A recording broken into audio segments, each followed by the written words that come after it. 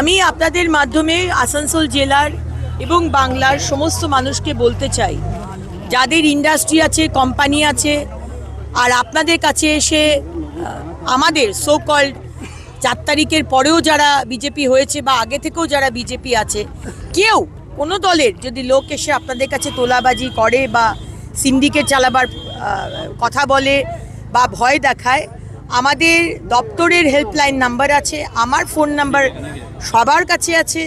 আমার আসানসোল দক্ষিণের অফিসে গিয়ে খবর দিতে পারেন, আমাদের যে বিধায়করা আছেন তাদের কাছে খবর দিন, কিন্তু খবরটা আমাদের কাছে দিন। আমাদের কাছে খবর এলে আমরা অ্যাকশন নেব, কিন্তু খবরই না এলে আমরা তো অ্যাকশন নিতে পারছি না।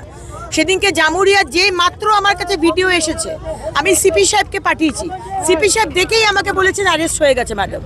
তো এই হচ্ছে আমাদের তৎপরতা। এটা সে আগের সরকার নয় যে আন্ডার দ্য টেবিল ডিলিং হয়। খবর দিন, ঠিক খবর দিন, কোনো কি বলবো মানে এজেন্ডা নিয়ে খবর দেবেন না, আমরা তার নেব, শাস্তি দেব। বালি বোঝাই গাড়ি থেকে তোলাবাজির অভিযোগে এবার গ্রেফতার করা হলো জামুরিয়ার বিজেপি নেতাকে, যার নাম রাকেশ মাঝি।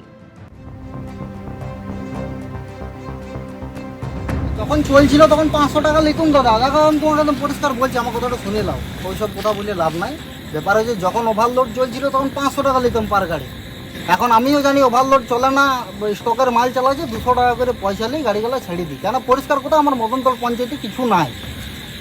এবারে হ্যাঁ, তুমি কেন দিতে যাবো সেটা আলাদা কথা হইলো, আমাদের ছেলেবেলা কী করবে?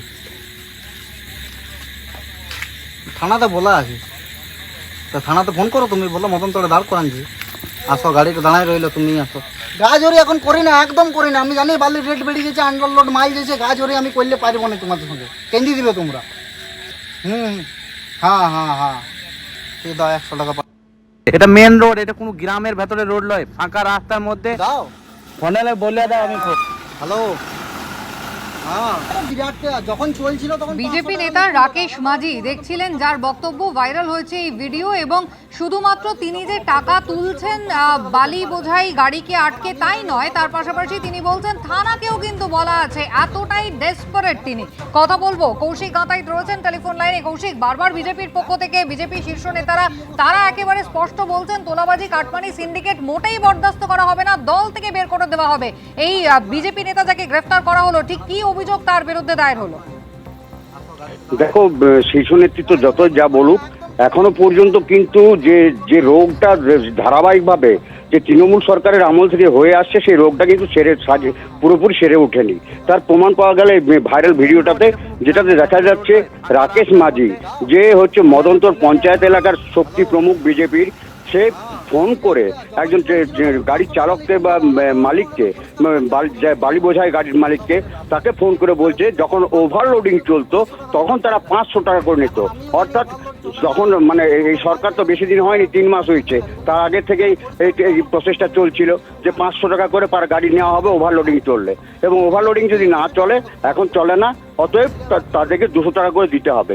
এই তোলাবাজির ভিডিওটা ভাইরাল হবার পরই নড়ে চড়ে বসে পুলিশ, এবং সঙ্গে সঙ্গেই তার পরের দিনই অর্থাৎ সোমবার তাকে গ্রেপ্তার করা হয়।